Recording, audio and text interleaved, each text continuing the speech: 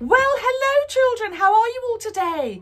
It's December and it's Christmas. Yeah! And we've decorated the classroom, haven't we, Gordon? Yes! Look, it's lovely! It's beautiful, isn't it? I love it so much. And you have got your Christmas jumper on. I absolutely love it. Well, of course you do! You fucking bought it for me!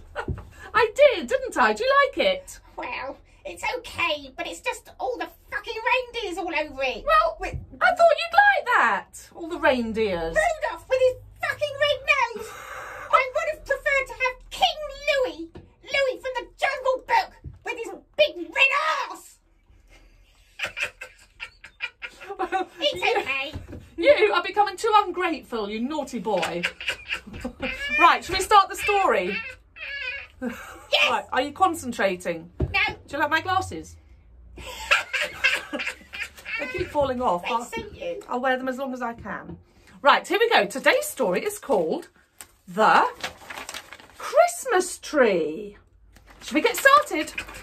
Yes. Did we do TikTok? It's gin o'clock. Fuck. No. Tick tock, it's gin o'clock. Time for a story with Gordon and me. Yes. There. My Christmas tree is important. It has to be just right. I'm stupid, but it's taken many years to get the perfect height. We have high Victorian ceilings, so it cannot be too small. I don't want to have to cut the top because I bought one that's too tall. Some years ago, I bought a 12-foot tree, then a 10 and then a 9. But I have finally learned that an 8-foot tree is fine. If I had measured earlier from the ceiling to the floor, I wouldn't have bought those massive ones that didn't fit through the door. My tree must not be too bushy and it must not be too thin. If my tree is not quite right, my mood becomes quite grim. My toddlers used to help me to decorate the tree.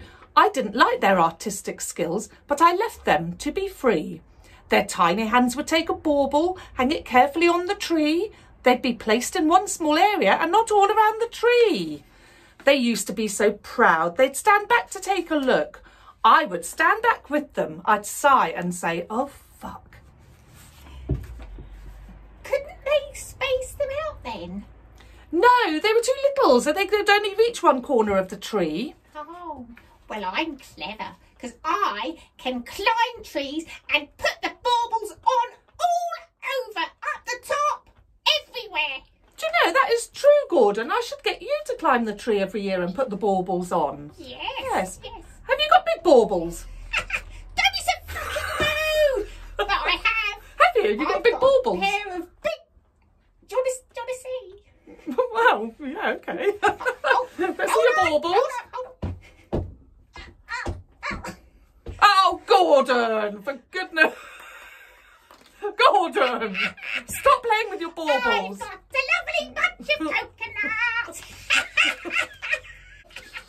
I didn't have the heart to change the work they'd done, but all over Christmas, as I sat there on my bum, my eyes would wander to the tree and I would feel annoyed. But they had done their best, my little girl and boy. Sometimes when they had gone to bed, I'd move a bauble, maybe two. When they were very young, I might have moved a few.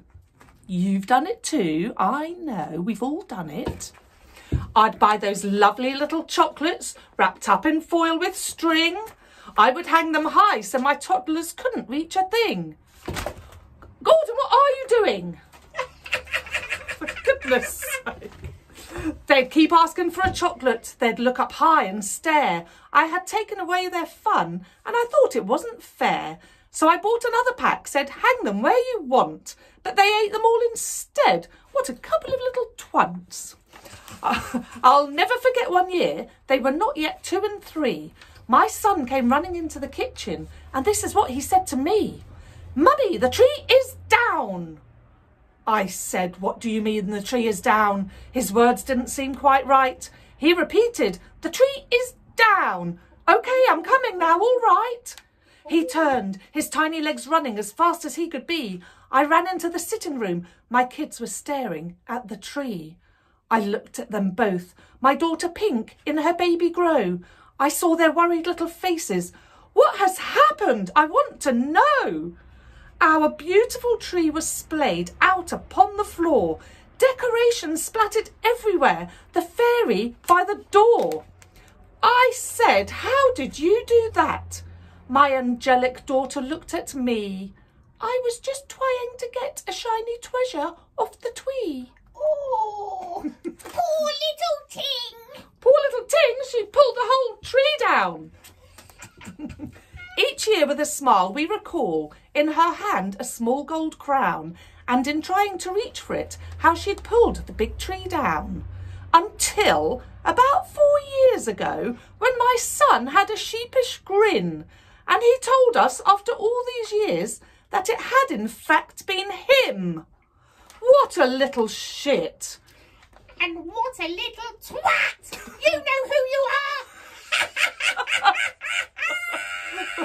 For 10 years she took the blame. It was him, and that's a fact. What a naughty boy. He was naughty, wasn't he? He was very naughty. We have a family outing each year to go and get the tree. We go to a lovely place, a stunning old abbey. The other day I called the kids. "Come on, it's time to get the tree. There will be hot chocolate and mulled wine for Dad and me." We went off in excitement once my teens were up. I could already feel my cold hands around that mulled wine cup. We had to book to get our tree. We had a half-hour slot. We weren't allowed to see the animals. Impressed? No, I was not. I couldn't see the animals. Fucking COVID. Yeah, it was because of the fucking COVID. All the animals were closed off. Well, at least you can see me. We wanted to see the reindeer and the piglets and the bull. We wanted to hold a lamb and feel its lovely wool. My husband has one job. It isn't very hard. I ask him to lift each tree so he stands there in the yard.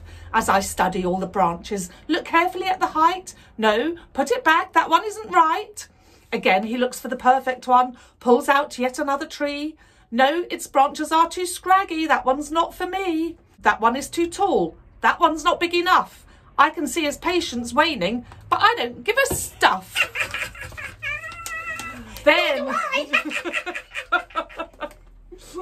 Then there's that elation when we finally made our choice. Yes, that's the one I say. I cheer in a loud voice.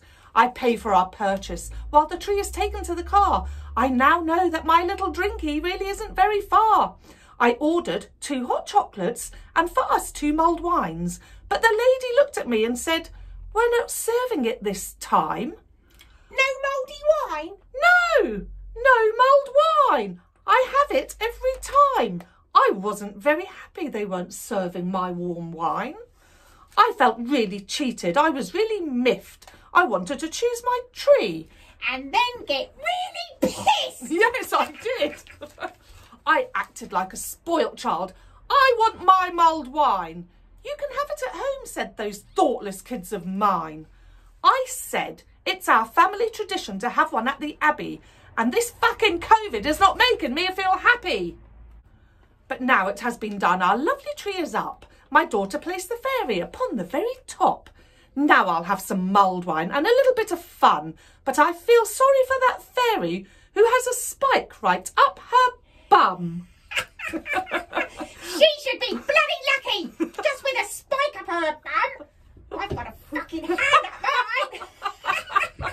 Oh! The end. Did you like that, Gordon? Yes. Do you like our tree this year? I do like our tree. I got the right height this time. But what I didn't realise is it's not all about the length. Because this one's not wide enough and it's all about the girth. It's that same old saying, not the length, it's the girth that's important. What? That went over his head. Bye-bye, everybody. Tick, Tick tock, it's dinner mouldy clock. 9 o'clock. I didn't like their artistic skills, but I let them. Fuck. Carry on. Shall I carry on? Do the verse from the beginning. But I let them. Fuck! Fuckity, fuckity, fuck. I can't leave this in. This shit. Right. Okay. Okay. Shall we start again? Yeah, what, the whole fucking lot? No!